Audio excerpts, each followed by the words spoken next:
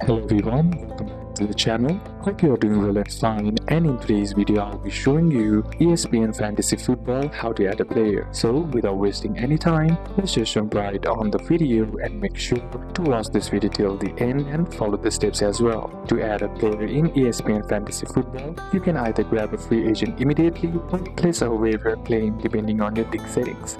In order to do it, first head over and open up your ESPN Fantasy app, and once you are there, be sure to be logged into your account by simply tapping on the login option on the bottom of your screen, then entering your credentials. And once logged into your account, what you need to do is tap your football league, then simply tap on players at the bottom. Now use filters or search for the player you want, and then tap add next to the player's name. Now select a player from your team to drop if you need, then simply tap on confirm to complete the transaction. So these are a couple of steps that you can apply, and that's it for today's video guys. Hope this video was useful to you. Leave a like if it did, comment down any questions that you have, and see you soon on the next one.